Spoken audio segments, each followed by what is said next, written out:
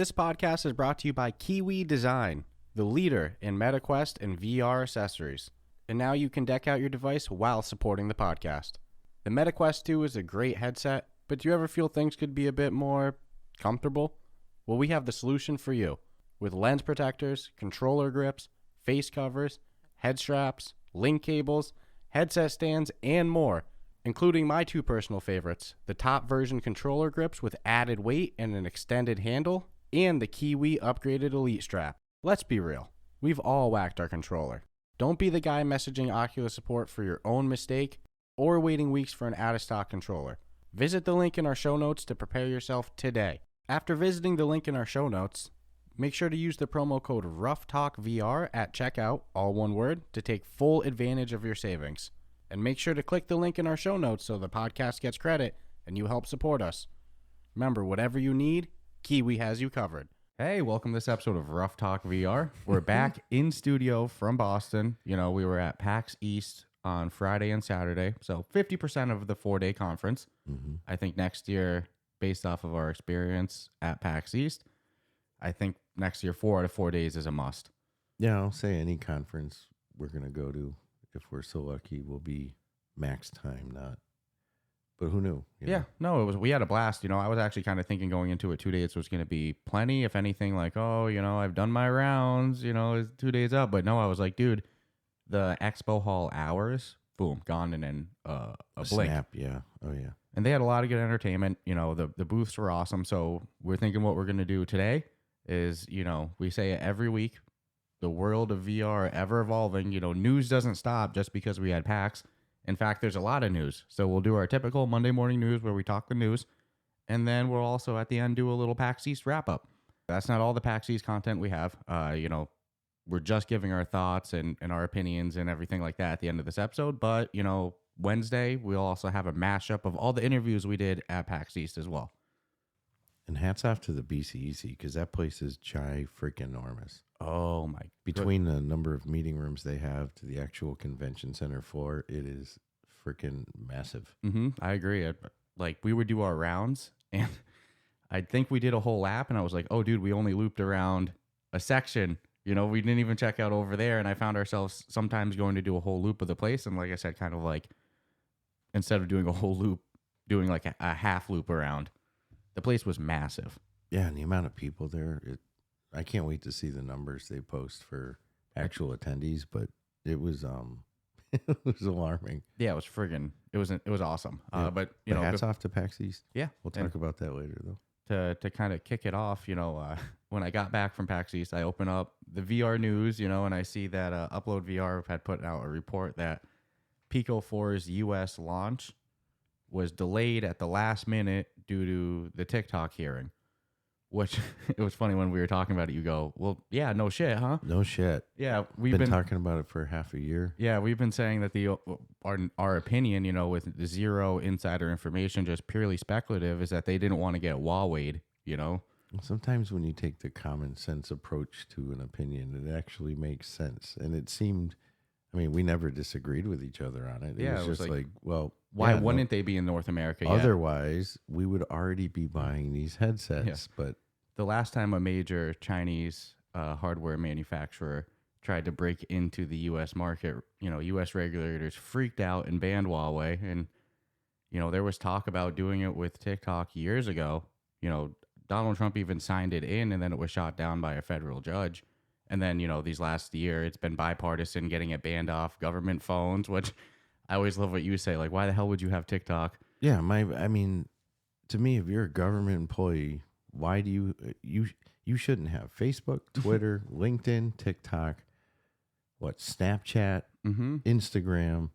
Yeah, you shouldn't have social media on your government-provided phone. Nothing. You should have whatever they gave you and told you to. So I don't even understand why it's an issue. Yeah, because it shouldn't be an existing I mean, come after TikTok all you want, but it's like any tech company can do whatever they want, and it's all data mining at the end of the day anyway. So well, they had to pass the law for the same reason that, you know, laundry detergent will tell you not to drink. You know, because if you don't say it, somebody will do it. So do it. Yeah, it's just ridiculous. So, like, it's not a policy that exists from A to Z, not just T. But as of right now, only, TikTok's been banned only on government phones, but there's definitely the talk and the efforts have been there to do a full ban. And, last week there was a U.S. Senate hearing with the current TikTok CEO, who hasn't exactly been the CEO for the longest time either, maybe like a year and a half or two. It was funny, when they almost got banned in, what was that, 2019 or 2020, they had brought in an American CEO, and then when the talk was there to ban him, he left, he resigned, and then, they didn't end up getting banned or anything like that. But yeah, TikTok had a Senate hearing with their current CEO, and he got, as you do in any Senate hearing, pretty drilled for hours upon hours. And not all of his responses were exactly the best. A lot of it was I don't knows, and like, well, of course, the implication, if I were him, the game plan I would have gone with is that ByteDance, because the big concerns is that, Pico's owned by the same company as TikTok. Their name's ByteDance. If I was going in there, I would have been going in there with the mindset, let me convince these guys that ByteDance doesn't control us. But the kind of the impression was like, oh, I don't do anything. I make no decisions. I don't even know the direction. That's all ByteDance. It was like, ooh, that didn't go well. And to me, it's common sense that Pico wouldn't break into the market until they know for sure that they're not going to get Huawei'd. Oh yeah, I mean, it's just nothing surprising at all, but revolutionary in my head going on with that. No, but still good to be officially put down that our speculation is reportedly correct. Like I said, I just hate when politics interfere in one area, but they seemingly don't exist in other areas that are more important. So, the whole thing frustrates me. Yeah, well, there's Chinese computer manufacturers like Lenovo that actively sell in the United States. You want to get to it. There's farmers bitching that, hey, there's a lot of Chinese companies buying up a lot of agricultural properties. Yeah, but that's not getting banned. And that's totally fine. But yet TikTok is a fucking issue. It's like, this is the dumbest shit I've ever heard. So it's like, well, to be fair, both of those things could be issues, but just one's getting attention. Well, that's exactly what I'm saying. Yeah. It's like, it's cherry picked politics. And in this case, the one who suffers the most, and, it's just the selfish part of me. I can't have a fucking Pico headset. Yeah, you want to Pico? You want to Pico pretty bad. I want to Pico pretty bad it's too. Dumb. I have so much social media shit I'm signed up for, and they all small print say the same thing, that everything you do and say, we own it. Regardless of those once a year, I don't give permission. That doesn't mean nothing. Well, and I can also understand their fears of like not wanting to break into it, but Huawei was also a different animal than Pico headset. Huawei was like full communications infrastructure. They were doing more than just cell phones. No, that's not even what we're talking about. So it's like, the whole thing frustrates me. So hopefully it turns out in a positive, and I still like to see government employees not have access on their government phones. Yeah, that one makes complete sense to me. Social media, or why it exists, and do they even need a camera on their phone? Are they doing, So it's like, don't give people the tools in the first place to make those bad decisions. Jeez. Yeah. But, besides that, this last week also had some really good game releases, one of which we've checked out a bit and we'll do a review of, down the line. And one of them we haven't touched yet, but we're like, all right, you know what? We got to buy it ASAP now. So Ghost Signal came out, a Stellaris game. And when I first saw that name, I was like, is that an officially, licensed Stellaris game? Because Stellaris is a pretty well-known, grand strategy game. I have, to be honest with you, as somebody who loves grand strategy and stuff, surprisingly, I haven't never really dove into Stellaris too much, but it's a pretty well-known brand. So it's like, wow, that'd be weird if they were using it in the name and it's not actually a Stellaris game. But come to find out, it is. It's officially licensed VR Stellaris offshoot. And it's not at all a one-to-one to Stellaris games. Stellaris are typically a grand strategy. Ghost Signal is a roguelite. And we always say, roguelites could be some of our favorites. I used to say I didn't like them, and now I'm on the fence of I guess I do like them, but like you say, they have to bring something unique to them. And Ghost Signal definitely does that. Oh, I'm enjoying every second of it. Yeah. I can say that now, right? Yeah, 100%. Game's out. The game's released. Yeah, we had a little bit of early access to it. I have been enjoying it. Yeah. And We'll do. Can't wait to review it, and I think it'll be surprising in some areas. But so far, yeah, I mean, and that's the word unique. You have to bring some new element to it that I haven't done a bunch over, and they've done it. So hats off to them. I don't want to spoil our review of it, but it's cool. You can do really short play sessions of it. Of like, you can do like a 30-minute play session and have a blast. Especially because I'm not great at it, so I typically die in 30 minutes. Maybe that'll be a different opinion in a couple weeks when I'm actually really good at the game. But as of now, I love the game, but I'm butt cheeks at it. Like I die. yeah, I'm Usually just under saying 30 minutes. If someone were to say, "Hey, is it worth it?" I'd say, yeah, definitely. Right now, yeah. But you can also do like long play sessions of it where I don't mind dying 4 times over and running again. But we'll do a full review. Don't worry. Yeah.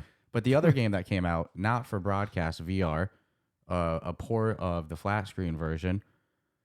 It looks like you're pretty much like a director who cuts and edits footage to push the propaganda narrative. I've never played the flat screen, but we saw the trailer a couple months ago. We saw it. We talked about it on Monday Morning News, and we were dying for it. And it stealth dropped last week.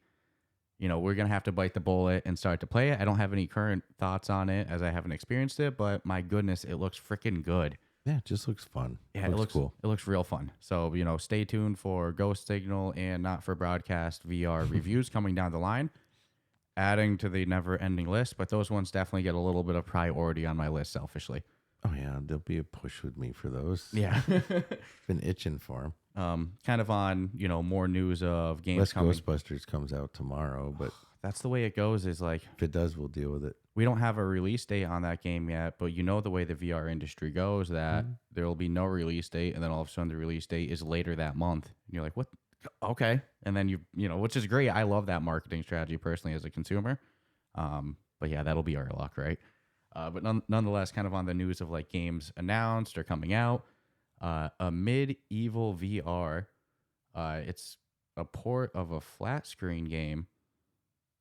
They kind of like just announced last week that they were porting the game, and then they were at PAX actually too. So we can talk a little bit about their booth later. But it's kind of like a pixely. It looks like I've never played the port. It looks a little like dungeon crawly based off of what I was seeing at PAX with like killing enemies, but it definitely has a very dedicated following.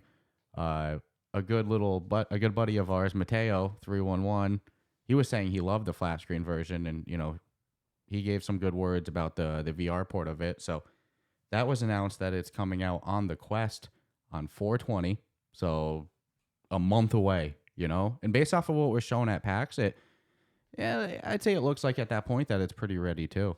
And then I guess on other news, too, Zero Caliber VR, a game that we've reviewed before, one of those games that doesn't stop with updates or anything like that. Since we reviewed it, it's been pretty much nonstop.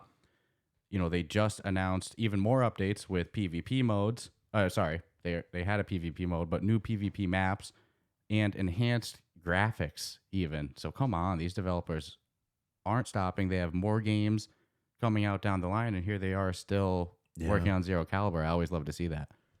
Anytime there's an upgrade, especially if it's a decent game to begin with. Mm-hmm. I mean, not that it's not cool when a not so decent game upgrades and then it becomes a decent game, but in this case, yeah, that's always. But and with doing other games and updating other games always kind of impresses me too. Yeah, especially because like there's no shortage of shooters in VR. Mm-mm. You have like Pavlov, Pop One, Contractors, Onward, and Zero Caliber. Kind of the thing that made them a little bit more unique is they had a cooperative campaign for us to go through, which selfishly that's what I love. But since the time we reviewed it, they've really grown their PvP mode, and kind of grown that online community. And yeah, graphical updates. So that's always cool to see. It wouldn't surprise me too if you saw more shooters trying to take advantage of the fact Pop One went free. Mm-hmm. Because I love going into the Pop One groups and listening to both the good and bad that people have about it. But it's just funny to watch this all playing out. We did. They're asking for people like, if you're good, don't go into the old school map mode. Let that be for the noobs. Leave it for the newbies. Yeah. Well, it's like, what? What's weird about that is, remember when the mode or the update dropped and it went free to play? We did, a couple rounds of the OG map and a couple rounds of the new map. the ever evolving map. And yeah, we kicked ass in the OG map. So I was we like, walked in and won. yeah. So maybe that is actually going on. But I'm not gonna do that. I'll go into that map anytime I want. Yeah, but that's funny. So I wonder how long that's actually been the case. I didn't know that at the time. The rating system is not dictated by me. Yeah. It's like if I want to play a map, it shouldn't matter if I'm a level 50 something. But hey, that's kind of cool that the Pop One community kind of started to on their own, like, be like, hey, just leave a new playground. Leave the newbies for the new people. Okay, that's cool. And without but unless you're part of that group, how are you ever gonna know? Yeah, I didn't know that, and we rolled in there and definitely mowed down some people. I think we were even like, dude, 7-8 kills. Like, come on, man. We lawnmowered people. So oopsie, I'm rolling there tonight. That's awesome. I have no guilt. I don't know if all competitive multiplayer shooters can get away with it. I think Big Box could definitely, as they're owned by Meta, and they had that. They got bought for Big Box got bought for a pretty good amount, right? So I think it's something that they could afford. I don't know if Zero Caliber developers. That's nothing offensive to them. It's just a completely different business model. But maybe you're right. Maybe in 6 months, a year, 2 years, we see all these shooters free. My gut says, the Meta name on it definitely helps Pop One, but I've been wrong plenty times in my life, and I'll be wrong plenty more. So let's see. Pop One's going to go one or two ways. Either it's going to stick around, or it's just the slow sand in the hourglass. Yeah, I have a theory that we'll see a sequel of Pop One before we see it die. But dude, you've been around gaming long enough. We've both seen so many online games go from insanely popular to in a year dead. Depends on the community. Yeah, I think Pop One. I think I'm optimistic. I think we'll see a sequel down the line, or it'll just be nonstop evolving like Fortnite. I don't think you'll ever see a Fortnite 2. If Counter-Strike came to VR on the Oculus Store, freaking be there forever. Yeah, I know for a while Pavlov was kind of considered like the closest to contractors in VR, but even then they've added a lot of different game modes, and it's kind of gone its own unique direction. Where I think you got to say Pavlov feels like Pavlov, not Pavlov feels like Counter-Strike anymore. I would love to see a full-fledged Counter-Strike VR game. Yeah, I don't need the Counter-Strike Go graphics or Source, whatever. Just give me the 1.6. Yeah, you want the gameplay of it, and the maps and everything like that. But huge props to Zero Caliber, constantly updating, and with other games coming out too these next couple months. Dude, 2023 is crazy. And the Quest 3 is on not paper, it's very good. Yeah, well, hey. Even what's been released thus far, let's say nothing else came out and the whole year was 3 months, that was a damn good release. Like we had Barbaria, Drop Dead, Ghost Signal. That's a stretch, hopefully not for broadcast. It's been a good year, and more titles, like we even already referenced, we're a broken record with it, but Ghostbusters, Gambit coming out. Dude, there's so much good stuff, and a whole new headset coming out later this year with the Quest 3. But we watched the trailer of Pixel Ripped, who the developers, they've already released 2 different games of like old school nostalgic. There was a 90s one and an 80s one. They announced Pixel Ripped 1978. It's releasing this summer, and what's interesting is they're partnered with Atari for it. And Atari making moves. Yeah, well, hey, it's not like Atari's making the game, but they're allowing their license in VR. And that's all that matters to me, is that they're looking at VR and they're going, let's try it in one way, shape, or form. Well, the beauty of using like 1978 Atari, is like the expectation of graphics. Hey, you can't bitch. The graphics are bad, but even if it's a modern day VR game. The graphics so we watched the trailer, and I don't know if it was like Quest graphics, PC VR graphics at the highest res, but like the hands and stuff. There was definitely some intentionally pixelated moments of the trailer, but like the hands and the parts that weren't supposed to be pixelated, they were supposed to be like, VR, were really actually good graphics of like the home environment and everything like that.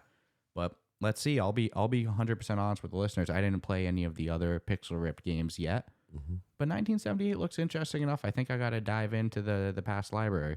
It has potential. I mean, because you get to go into the video game to fix them, because you're, I'm thinking you're a computer programmer. Or a game developer starting out in this new thing called... Atari. Yeah, this making new thing. video games. It was funny in the trailer. They're like, I'm working on this new thing called video games. And it looks like there's a lot of true Atari Easter eggs all over the friggin' place. Yeah.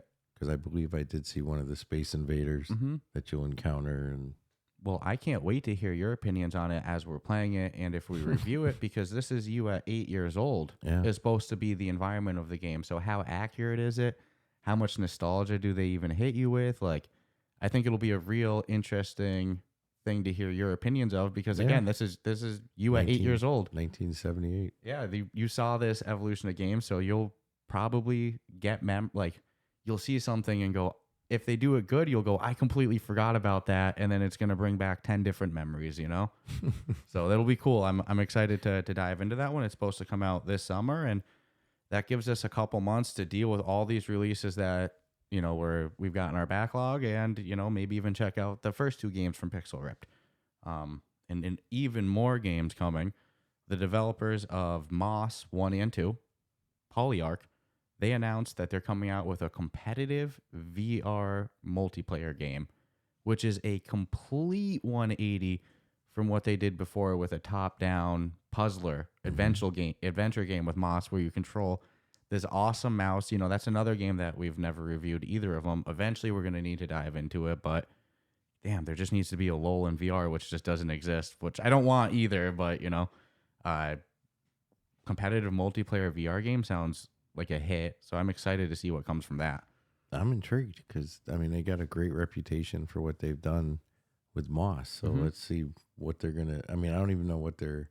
And I think they were teasing the game like with the mouse that's in the game. So it looks like maybe they'll keep it in the same universe and everything like that. But I don't know. Good on them for, you know, seeing what works in VR, what's popular, social VR, multiplayer games. And I think that's going to be a damn good release. So I don't know a release on that, but definitely stay tuned for it. All right, just a couple more pieces of news and games coming. There's been so many games announced this past week. It's funny, last week was like a little bit of a slower week, but still some news, and now this week's loaded, and we're going to give our PAX thoughts. So I'm trying to definitely get through the news and you know, save time for some PAX thoughts. But another game announced that's coming out, Kill It With Fire VR, in typical fashion, coming out April 13th. So what, like 3 weeks from now, we're going to have this.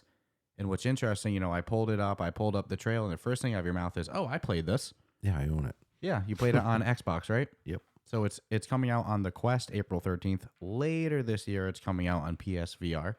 But, you know, right now, April 13th for the Quest. And I've never played it. You've played it. So that's always a fun review when, you know, one of us has some prior experience with it.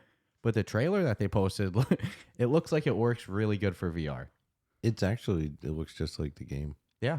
And it's one of those examples that I've given before where I see so many games that are coming out on flat screen and you play them and you're like, man, this is really a VR game that they've put on flat screen, like Car Mechanic Sim, the House Flipper game, almost any of the farm simulators. Yeah, it feels meant for VR, just not in VR. But this one to me actually felt, when I played it on Xbox, like this is legit a VR game. Just like House Flipper. That's another one. It is 100% a VR game that's flat screen, not flat screen. But it should VR. just be on VR. Yeah. And to me, it's the controls when you play it on flat screen, the one that's coming out. Kill It With Fire. Kill It With Fire.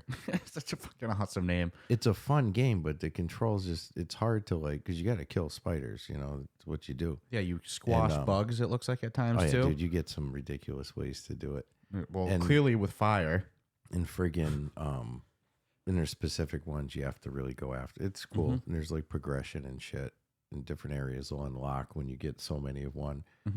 But it's hard to like chase these spiders around. But if you're in VR, because you can use other things too. I mean, to squash them. But it's just much harder with joystick control than it will be with your own hands. Yeah, you think it Like an upgrade to me. Like you were saying, it felt meant for VR. Yeah, you think you have high hopes for the control scheme and everything like that. Doesn't matter. If I have the ability to use my hands in the game, which you can, it's going to be way better. It already made the game better for me. Yeah. Because trying to like track a fast moving insect on the ground is not easy if you don't have the ability to use the fire or like bug spray, and you're stuck like throwing shit at it and stuff. Then yeah, man, you need your hands. Yeah, and Dude, 3 as weeks good as away. the controls are on the thumbsticks, it just doesn't work well.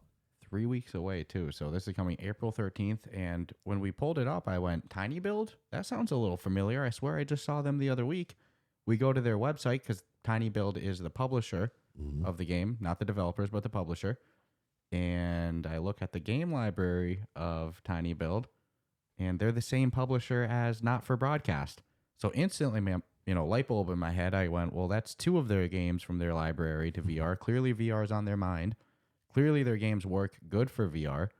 I wonder how many more Tiny Build games we're going to see come to VR. I'd like to see Hello Neighbor. Is that one of theirs? Yeah. And that's pretty freaking good on flat screen. Does it feel meant for VR as well? Like it could work good? I have no experience with it. Yes. Yeah, 1,000,000%. Well, clearly Not for Broadcast did if they did port it to VR, and you said Kill It With Fire, and then if Hello Neighbor, I'm wondering how many of these Tiny Build Although games could be. I don't look at Hello Fire Hello Neighbor. Hello Neighbor and Hello Fire. That'd be Hello a fun Neighbor game. Hello Fire. Play as an anarchist simulator. Yeah, I never looked at that and thought like, oh, this should be in VR.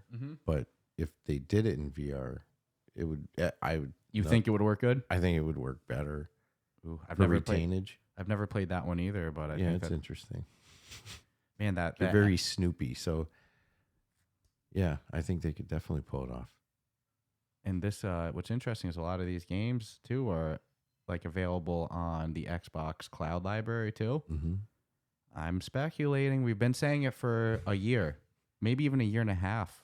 I said it pretty early into the podcast that a Quest, being able to use your Quest on an Xbox would be the best partnership in the world. And, hint, hint, nudge, nudge. Maybe this is, let's get those Xbox games into VR, but nonetheless, that's purely speculative. I think just one more little thing with kind of game announced, not really announced, an update on a game in the works, and then big news with the Oculus name.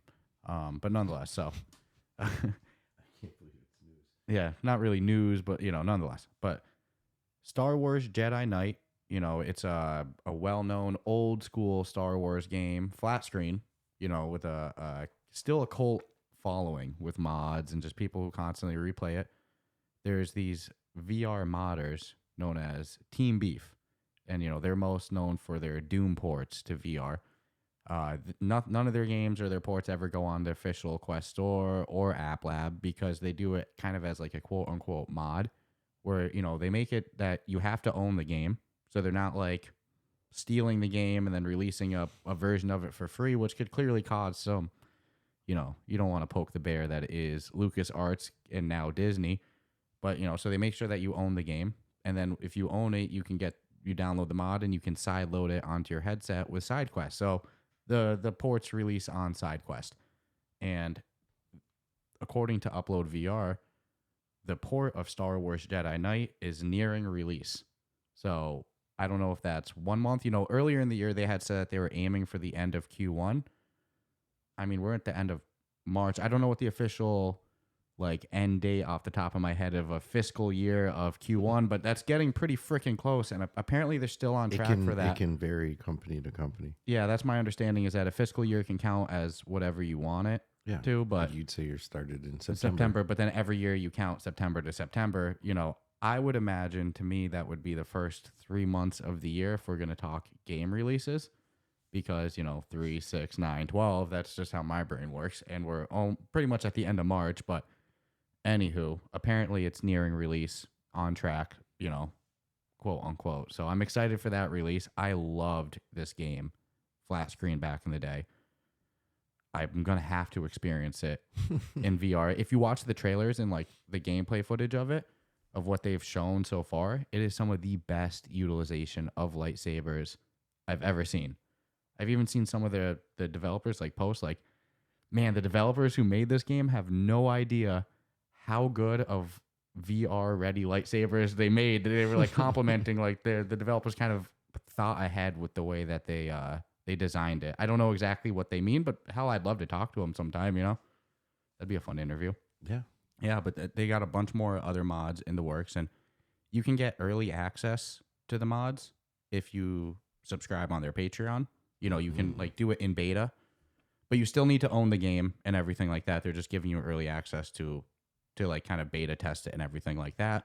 And then when the game's fully ready to go to the public, then anybody can download it for free as long as you own the real game. So I love that I love that Team Beef doesn't really try to like profit off of charging people for their mods. You don't need to pay them to even use the mod. If you want to be a part of the beta and help support them, that's a completely different story, you know? But, you know, just cool ethical way that they do it. And if they keep porting more and more of these old school classics, freaking bring it. And keep going for more of the Star Wars one. I want Star Wars Battlefront. Dude, imagine Star Wars Battlefront in VR. It'd be sick, which you can kind of do with contractors. It would be better than flat screen. Mm-hmm. I own 1 and 2. Yeah, I was a big fan of 2. I jumped on it. And I'm not talking... It's not fun, but... I'm not talking the EA one that like got re-released this last decade. I'm talking about... You remember like the early 2000s? Yeah. Star Wars Battlefront 1 and 2. It probably came out like 2004 and 6. Such good games. That would be such a good port to VR. But I'm not going to tell Team Beef what to do. You know, they're great at their job. I think that they have enough on their plate. Star Wars is pretty damn good. Yeah. And there's been some great old school Star Wars games that I do think would be great re-release in VR. So yeah, keep up the great work, Team Beef. I can't wait for that official release. And then on, you know, the last bit of news before we get into PAX East, Meta announced, which, you know, they always had a publishing wing. It was always called Oculus Studios. If you saw a game, like, you know what? I'll shout it out. Damn it. What was the name? And then I forget the name of the game. It was that old school co-op one. It was like a spin-off, like Double Dragon. What was the game? Oh, the Path of the Warrior. Yeah. Yeah. So even I was thinking of the theme song. Yep. That's funny because it would have gotten you to the name of the game. Yeah. the I was getting ready to sing it. Yeah. The intro of the game is so good. But I would have loved to see them do a second one of that. But nonetheless, that game's published by Oculus Studios, and when you load it up, it just says Oculus Studios. Well, at GDC, which unfortunately ran at the same time as PAX East, Meta announced that they're officially creating a name for it of not much of a change. Oculus Publishing. But kind of bigger on that, they announced that currently Oculus Publishing. Maybe that wasn't a good name change. Or, you know, we just spent 2 days, you know, walking around 12 miles talking to people all day. I'm a little tongue-tied after PAX East. But, you know, Meta announced that Oculus Studios has 150 titles in the works. So not even like that's counting what's released. Like they have 150 games to be published by Oculus Publishing in the works right now. Whether that means release 6 months, 5 years. As long as it's not one of those situations where you ever see those game bundles and it's like 50 games and it's like, wow, 50 games I don't want to play. Well, also my brain went like, I'm sure that they have 20 headsets. 8-bit heroes. Yeah, I'm sure they have like 20 headsets in development right now. Mm-hmm. For only like 2 or 3 to release, and then they're going to cut out all the rest that don't meet the standards, kind of like Andrew Bosworth referenced a couple months ago. You know, is it like it with this games where there's 150 in the works now, but 2/3 are going to get scrapped for the 50 that stick out, you know? But it makes a good headline. Yeah, 150 is pretty aggressive. Yeah, but I don't see, even if they did it, it doesn't seem impossible. No, and, you know, that's not to say any There's anticipated. a lot of freaking people making games, man. Mm-hmm. And I love to see that there's that, you know, I don't know what the publishing deal with Oculus Studios means besides you're pretty much guaranteed on the official Quest store, right? But I don't know, like, if they provide funding. I don't know anything like that, but it's cool to see the continued investment in software for Oculus and Meta. I saw some people like, oh, my God, it's great to see the Oculus name officially continue to live on. I remember when they announced the name switch from Meta to Oculus, what they had said, even if I disagree with the direction, you know, I think that Oculus should have stayed alive for the headsets and everything like that. But what the original announcement was that Meta is going to become the name of the hardware and Oculus will stay alive in the software. Like the operating systems of the headsets will still be known as Oculus. So that kind of stays consistent with that, yeah, if Oculus is the software, Meta is the hardware, which is so unnecessarily confusing, but whatever, that, yes, the publishing wing should be called Oculus. But it is good to see the name continue to stay alive. So that's it for news for the past week. Like I said, I kind of ran through it because I want to get to the PAX East. Right before we go into that, I think that this is a good time to give a little shout out to our Patreon subscribers.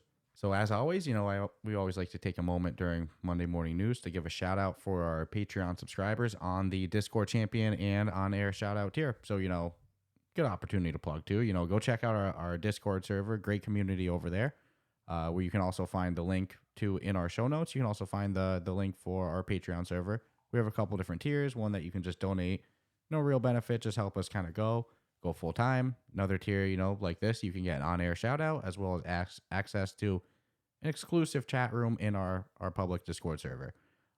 So, like always, this week's Patreon supporters on the Discord server, on the Discord tier, we have Amelia, Crispy, and Shoes. So thank you 3 as always each week, and also everybody else who is on the Patreon tier. Hint, hint, nudge, nudge. You can get a little on-air shout out for, but nonetheless. So, hey everyone, we're excited to announce our newest sponsor of the Ruff Talk VR podcast, Mindway, a new immersive well-being app on the Metaquest store. Not only is Mindway scientifically backed, they are so confident you will like what you try that it is free to try, with monthly, annual, and lifetime passes available for upgrades once you fall in love. Featuring meditation courses, build your own meditation options, daily mindful practices, a beautiful original soundtrack, and scientifically developed content, Mindway makes meditation easy with interactive sessions that will teach you how to meditate with an accredited mindfulness instructor, because the time commitment and learning curve shouldn't get in the way of good habits. Anytime in the past I've tried to personally meditate, I would always find my mind wandering and thinking, and I never felt like I received an actual benefit. Mindway changed all that.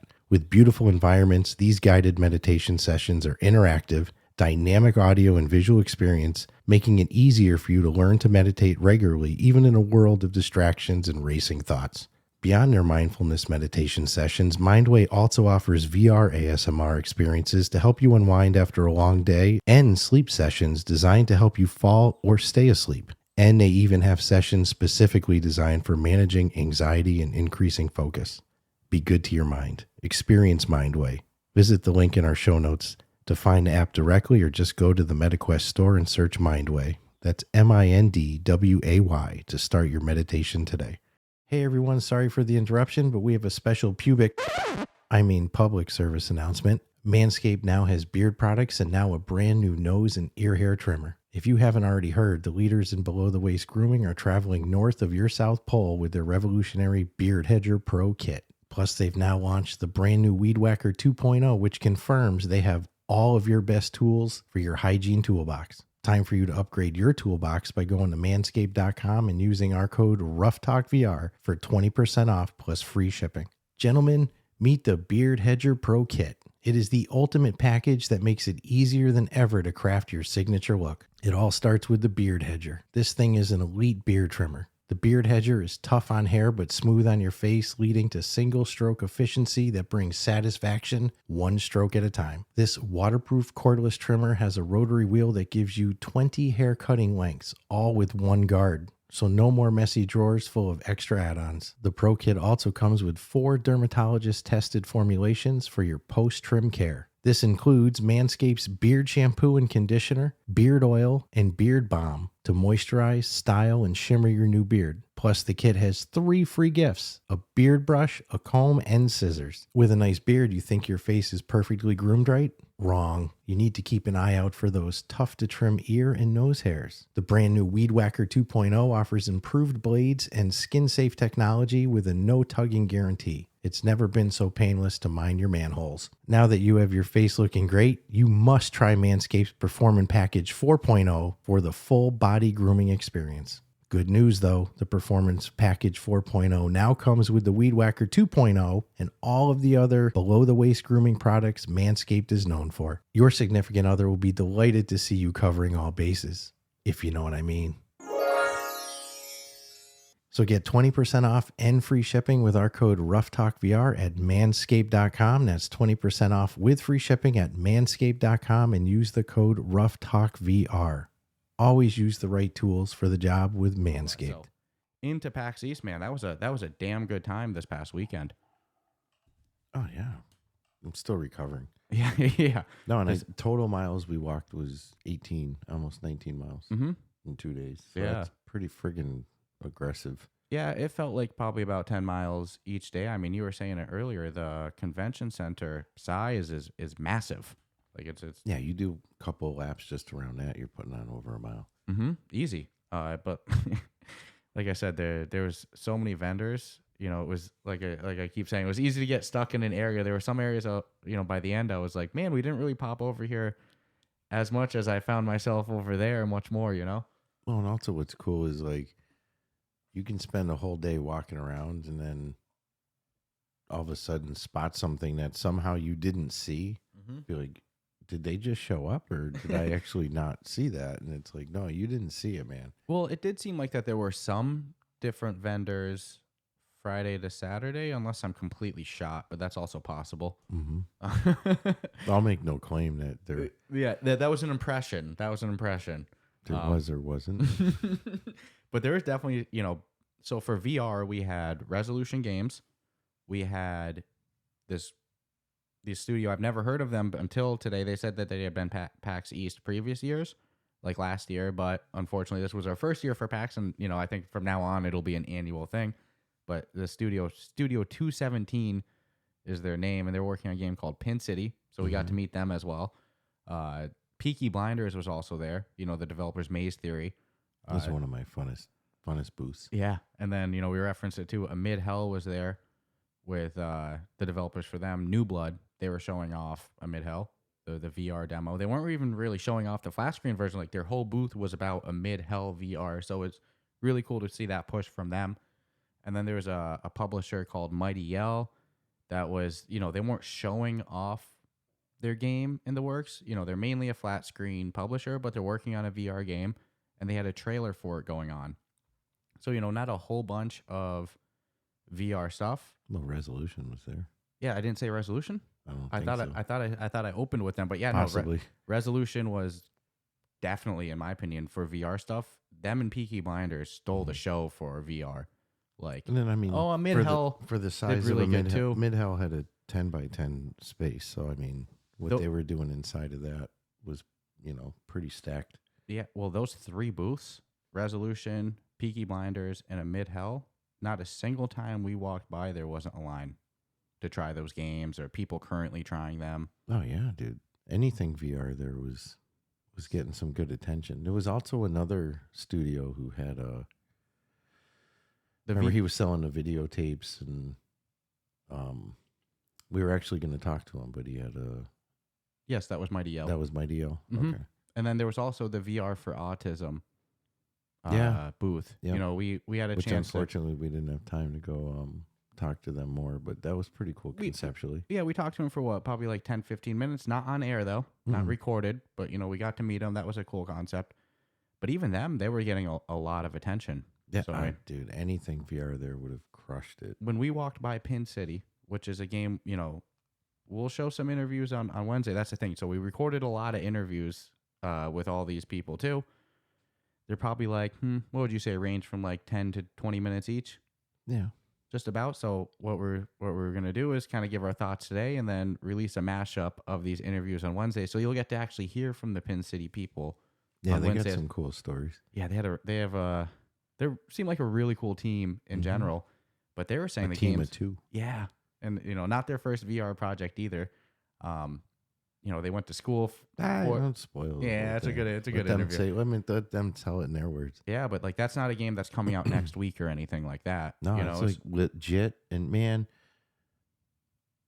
2 years is what I think they mentioned. And I'll say more after people hear the interviews about my opinion on some of this stuff. But they were cool people. Yeah. The hustle is real. But I'll say that. even their booth, a game that's not ready to be released by their standards in their brain 2 years away, had a great line. Like every time we passed it, people were checking it out. There was even the first time we went to go talk with them.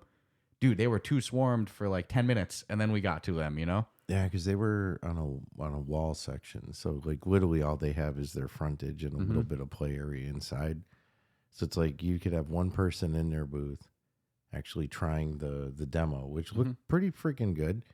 And then so you had that like, horseshoe shape of people outside their booth. So it was pretty good. Yeah, and it's like, again, everything VR had great attention, and nobody was leaving those booths going, "Oh, I feel sick or nauseous." I didn't hear a single thing like that. I would hear people walk by some of the booths. Like example, I saw people walk by the Resolution booth, and they were like, "Oh, that's a D&D VR game. That looks really cool." Now, look, it's not a D&D VR game. I'm not saying it is, but that's just what went through random people who have never played VR's brain. As they saw it and they were intrigued, and they didn't say it and go, "Oh no, VR sucks." Like you remember when we first got the Quest, people were still obsessed with like the Gear VR era of VR, where like the general consensus was, I tried VR years ago and it wasn't good. Not a single person walked by any of those and were like, "Oh yeah, but VR." It was all like, "Oh, I need to go check that out later." No, and Resolution gave you options, so you could play sitting down with a table of 4. You could play with the Quest headset, and then on the other side of the booth, you had a table of 4 where you could play on the laptops, and then they had one area where you could play on the PlayStation. Yep. So they crushed it. And they Yeah. had an on-person tech who was working everything, making sure it was Yes, all. one of their developers, Frederick, he was hustling. Yeah, Well, all of them were hustling. Their team is friggin'. It's as energized as I thought it would be. Well, check out this booth. So they had their marketing director for US, Amber. She was kicking ass, just kind of managing the booth. I don't know her involvement with getting that whole setup up, but it was a damn good booth and it ran smooth. So clearly she did good there. But then they had Frederick, the developer, one of the developers. I'm not going to say the developer. Resolution's a massive team.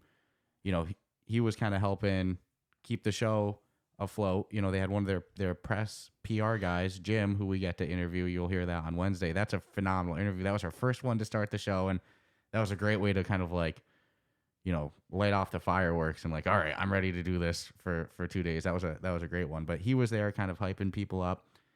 They had another one of their marketing girls, Julie, and then they had a cosplayer who does a bunch of VR cosplay, quick cosplay. Crushes the cosplay, dude. Yeah, she did. There's cosplay and then there's what she does. Yeah, she had 2 different outfits. On Friday and Sunday, she was Deb, a character that you'll know plenty if you play VR or play Demio. And then also, I always mess up his name, Klepto, the little troll goblin. Again, you play Demio, you'll have seen him. I call it Trolley. Yeah, and she crushed it with his outfit. That's who we saw her in Friday and Saturday. Amazing detail, and like people loved it. I saw people, kids would run up, take pictures with it. Hell, we took pictures with the outfit, so she crushed it with her cosplay. So yeah, Resolution, they had a phenomenal booth with all the different styles of playing Demio, cosplayer there, staff on hand, really working stuff, because we went to a lot of booths. You saw it. Not every booth, I'll say, is fully prepared to deal with the influx of crowd and people talking, where Resolution, if you went up to the booth and you looked somewhat interested, you didn't have to approach them. You would see them go up and say, "Hey, are you interested in Demio?" And even if all the headsets and stuff were taken, all the computers were taken, because usually you went up, everything was taken at that time, somebody was going to come up and talk to you and interact with you and engage with you. So they crushed it with their booth. Yeah, again, they brought that energy that I thought their studio would, and I'm just happy we got to meet them. And it was cool walking around and hearing other people mention Demio, and you're like freaking farthest away from almost into like the whole role-playing section. All positive too. Far from where they were. And yeah, you'd hear people like mention the game and shit. So that's pretty cool. And then Peaky Blinders crushed it with their booth too. I was so excited to hit that booth. It's not even funny. Dude, we got Peaky Blinders hats. Little cop hats, baby. Dude, we saw them. So, you go to their booth, everybody's dressed up in Peaky Blinders attire is the only way I can put it. They have the suspenders on. They all have the hats. It's old school Britain attire. It was freaking awesome. They all have these hats, what'd you just call it? It's the cop hats. The cop hats, yes. But it says Peaky Blinders on the back. So we saw it. We were like, oh, dude, I hope we get a hat at some point in the convention, and score, we got one. So they're freaking sweet, dude. Look at this thing. So hats off to Peaky Blinders. So they had people in costume. They had good amount of staff on deck helping people out. They were doing play tests of the game. You had to be 18 or over to play test it because it is rated M. So they had that right there. even if there was a big line of, people waiting to play it, just like Resolution, you would see the staff go over, somebody on hand, start engaging, start talking with the person. They also had a Tommy cutout that was massive that you could put on swag of. Like they had vests and hats and everything like that. And then you could take selfies with him. So not just Resolution too. I mean, Maze Theory with their Peaky Blinders booth, freaking crushed it. Well, I had an expectation before I saw the booth, and they crushed it with their setup and the layout and the big cutout poster and the swag you could put on.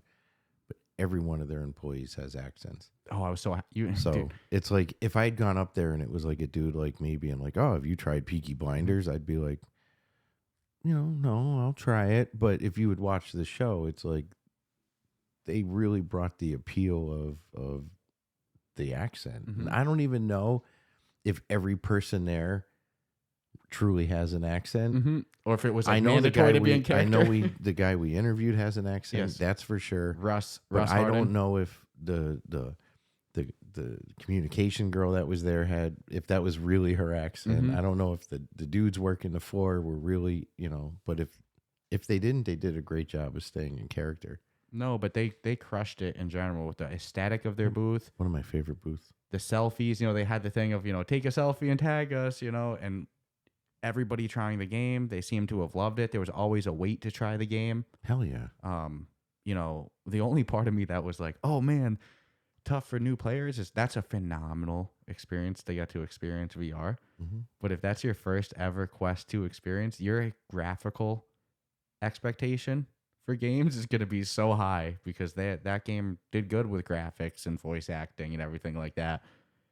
People should know that's a high level experience in that regard, Yeah, that's not the standard for graphics on the Quest. Definitely not janky graphics. No, and like you said, we got to interview Russ Harding, the chief creative officer for Peaky Blinders, the studio behind it, Maze Theory. So I mean, dude, he was CFO. a great interview. Yeah. He was a great interview. I just kill to have the accent. It's so like really, because I think I was holding the mic in his face for some of the interview, and I'm like, this guy really has a beautiful sounding accent. Yeah. You could be fucking yelling at me, and I'd probably be like, this just sounds so nice. Yeah, and I mean, all the interviews, in my opinion, were great. Jim Squires with Resolution, Russ with Maze Theory, the Studio 217 Pin City people, they're all great. But, just one thing to keep in mind, we were at PAX, so you will hear some audience noise in the background. It's not like we were in a booth or anything like that. But to me, listening back to some of the interviews, that kind of added to the whole aesthetic of it too, And also, unfortunately, we were wearing masks as part of the requirement, so you'll hear that. You can definitely hear. So you There's will no ifs, ands, or buts about it, and I wouldn't be hurt if somebody was like, you know what, I tried, but it's like everybody's got masks on. Yeah. I did, you did, the people we interviewed did, every patron did. Maybe it'll bother us as because we're perfectionists about our audio quality. Maybe it'll bother us more than other people. Maybe the other people would be like, oh, dude, I could barely notice. But for me personally, I know how my voice sounded, I could tell that there was something in front of my mouth. Yeah. That the no sound doubt was, about it. To me, that was almost a little harder for the audio quality than the background noise. The mics we had did a really good job. Obviously it picks up some, but not proportional to how it actually was in person. There's times during the interview I was like, oh damn man, I can it's a little tough to hear, but the mics, everything came out good in that regard. So some great interviews, geez, I'm trying to think of some of the other booths, flat screen and VR that crushed it. Oh, my favorite for flat screen was Autopsy Simulator. That's way far out from being released, but it's like made for VR in my opinion, even though it's not in VR. Like obviously that game was graphically very sound, but tell me that wouldn't work perfectly in VR. Yeah, definitely. And I watched you play it probably 20 minutes, something like that. Yeah, I think so. Yeah, and it's a little bit of a horror vibe to it as well, but they were saying that they're going to make it so that you have a non-horror mode and a story mode that has a little bit of those horror. And it's not horror like jump scare or anything like that. It's just dude, mad creepy vibe. Your character took pills in the beginning. You're like, why am I taking freaking pills? So yeah, no, Autopsy Sim was definitely a cool one. I like that Quest booth quite a bit too. They had a lot of pro wrestling going on it too. Couldn't tell you the game. Oh, it's called Quest. No, yeah, I know that. I couldn't tell you what the game really looked like because every time there was a big crowd there, it was because they had putting on their little indie wrestling show, which was weird because I didn't walk away from it seeing or feeling what the game was. No. But it was a cool display though. Yeah, and having a little 8x8 wrestling ring with the ropes and a championship belt, and I'll give the guy credit. The main wrestling guy who was at every one of the things, he got good mic skills. He did all right. Yeah, no, it grew on me. The first time I saw him walking around. Well, dude, he was just walking through the crowd in his shorts and all oiled up. And yes, wrestling outfits can vary. Pro wrestling outfits. Sometimes they're long spats. Sometimes they're like the tight underwear, and he was rocking the tight underwear. Yeah, he was rocking the tight underwear.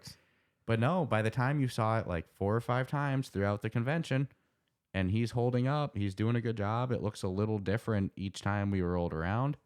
Like you said, not breathing heavy into the mic. I gave props where props are due. It was a good show. Yeah, he was.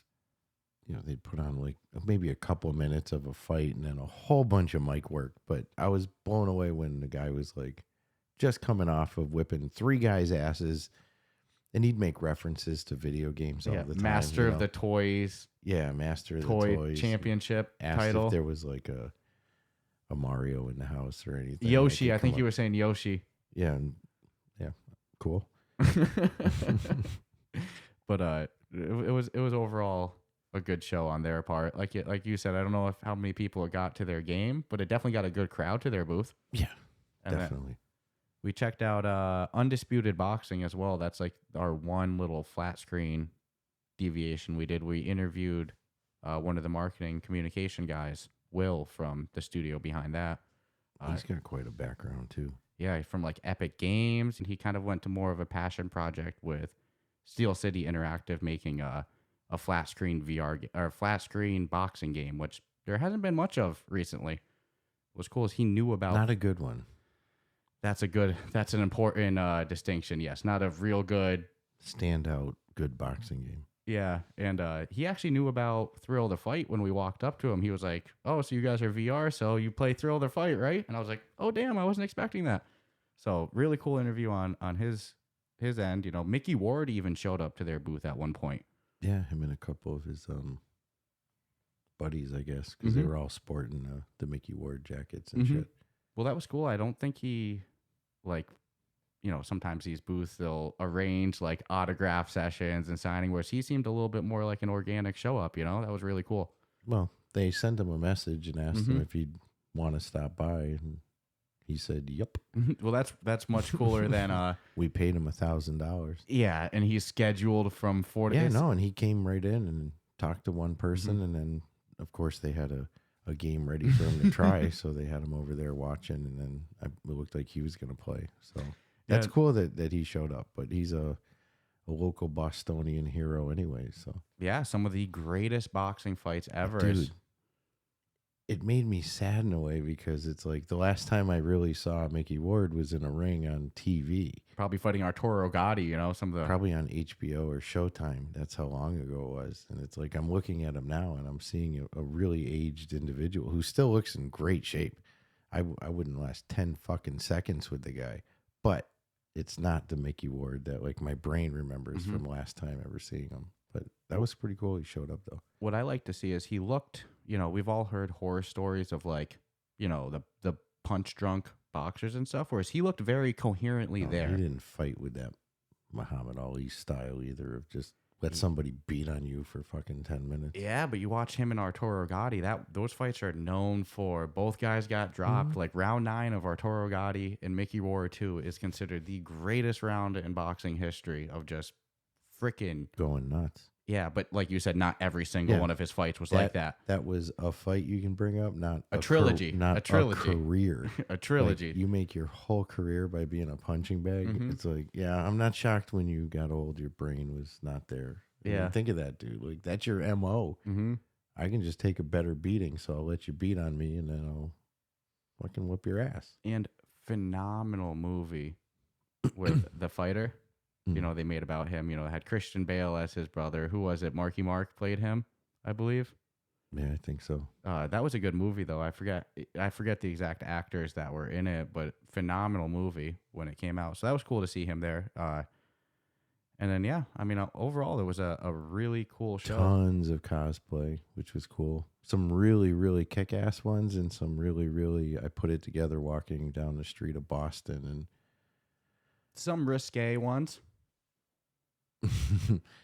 Risque in what fashion? Like I'll let butt hanging out. there was whole bunch of ass. There was a lot of ass. There was a whole bunch of ass, and it's cool because it didn't discriminate. All shapes, all sizes, all heights, all widths, all genders. Yeah, I actually a lot of saw ass. More men dressed as princesses than I've ever seen anywhere in my life. It was really weird. Saw a whole bunch of man ass too. Yeah, no shortage of that. But some really cool cosplay, like that tall dude that we took a picture with. Yeah, 7 feet tall, and he changed costumes into a totally different tall character later on in the day. He did? Yeah, I didn't even. He was catch the that. one. He was the one where I was like, dude, look at over there, and you're like, oh, I think they're doing what'd you say, Zelda or some shit? He had the big triangle head. And the wicked big ass sword. That was the same guy. Dude? Yeah. No freaking way. I would have taken a picture with him with his second outfit if I had known. And his wife was she was carrying some big ass weapon too. I love seeing because they were cool because they seemed to be like a husband and wife couple. That's how it seemed. At least. From just looking at it, they could have been really good friends or something. But it's like you're looking at people who like this one time per year that can show off the costume that they've made all year and they put together because it was obviously homemade, but they crushed it with it. It wasn't the most complicated, but I was happy to see how much fun they had as a couple doing it. Well, and it wasn't just kick-ass outfits. They were so in character for the pictures that they took too, Well, let's be honest. Not everyone in cosplay is in people character. Are stopping and taking photos with, but these two people couldn't leave an area without, unless they were walking from A to B, people were like, can I get my picture with you? Can I get my... Even we did. My favorite was that, I don't know if it's a guy or girl, it doesn't matter. The character of a female in the armor with the black hat, black rimmed hat. That one was badass. Holy Moses. It looked legit like a video game character came to life. No, you know what was my absolute favorite though? What? The anime girl standing in front of the empty anime booth. Yeah, so this was interesting. There was a booth with nobody in it. It was like an anime background. Yeah, it had a bunch of anime stuff, a picture of an anime girl, and somebody who looked exactly like that picture. Same peach hair color, like peach and white hair color. Same, atypical anime skirt and everything. So we had just taken a picture with the tall dude. Yeah. And so we're like, fuck, we're all in the mood. We're like, let's go cosplay hunting. Let's go take a pic with all the cool cosplay people, So we go to take a picture with this one because it very clearly looks like, for all the reasons we just described. Yeah, you're the girl. And we go, hey, can we get a picture with your cosplay? It's cool with the booth. And they go, oh, I'm not part of the booth. I don't work here. Yeah. And I was like, all right, this is awkward. Yeah, it got real awkward real fast. Did you not look behind you at the 8-foot poster that has you on it? It's very strange. Who's leaving their booth unattended like that? That's like 101. Yeah. You got to at least have somebody at your booth, They did. Maybe the girl, maybe she just really wasn't smart and didn't remember that they're paying her to be here. I don't know. That was weird. Cracked me up, though. No, dude, it stuck out to me so hard. It's going to be forever and burned into my brain. You know what else cracks me up? I won't, there was a booth and there was some young lady signing autographs who legitimately, I don't think was anybody. There was nothing special about her. Nope, 1.3 million Instagram followers. Yeah, but no, she has 1.3 million Instagram followers. Line of people signing your is that the one with the troubled blouse? Yes. Okay. 1.3 million. I had to go look it up after. You get 1.3 million Instagram followers. That made sense to me. You apparently can go to conventions and people will line up and have you sign shoes and little postcards and that's crazy. Dude. I saw somebody on my Facebook. They posted on their story a picture with her.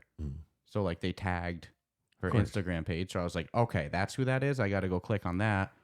1.3 million. That gets you an autograph line. Yeah. Wherever you go. I had no idea. Yeah.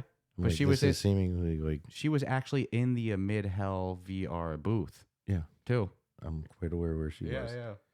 Well, all right, fair enough. Yeah, I wasn't expecting that. To be honest with you, I thought it was like a random person. I thought it was just a cosplayer or something. So I was not expecting those kind of numbers. Had to look it up right when I saw the first I know tag them. I was like, all right, let me go a little hunting. But no, a Mid Hell, that's like the one VR people we didn't get an interview with, only because they were so freaking slammed, dude. Yeah, they need a bigger booth. Yeah, well, hey, I don't know if they were. I can imagine from their end, like, who knows the reception that VR is gonna get. I say it. I don't know if I'm biased or whatever, but VR seemed to be the booth that always were preoccupied. So hats off in that regard. And dude, PAX East made me so jealous that we don't do like a weekly tabletop night or something like that. There was so much cool tabletop gaming stuff. Yeah, it's an entity of its own. Mm-hmm. All the dice, all the nice woodwork. It's the woodwork. woodwork. Blows me away too. Is there was a lot of people who go there and they just play the games like with their buddies sitting at a table. But it cracks me up. Like you're going to spend an awful lot of money. We even saw that at our hotel. Play some Dungeons and Dragons. Oh yeah, people always in the lobby playing tabletop games. Dude, our hotel was even nice. Yeah, our hotel was really nice. Overall, man, I think PAX East is going to have to be a yearly thing for us.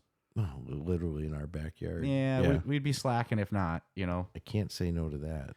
The first year, we were still kind of new to things. It was like, oh shit, I didn't know that there's a huge VR scene or anything at PAX East. And then, badges were already sold out, everything like that. This year we were ready. We got the two out of 4 days. Next year we know what to expect, and it's definitely a 4 out of 4 day trip, no doubt. And then any other booths or anything like that stuck out to you want to give a shout out to? I think the ones that stuck out the most we talked about, but my brain just flashes like hundreds and hundreds of different.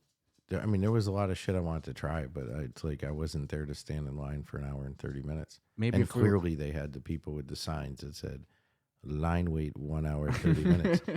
And I was like, shit, I really wanted to try that. That's why we got to do 4 days next year, though. A couple of zombie games I wanted to try, a couple of survival games that we couldn't try.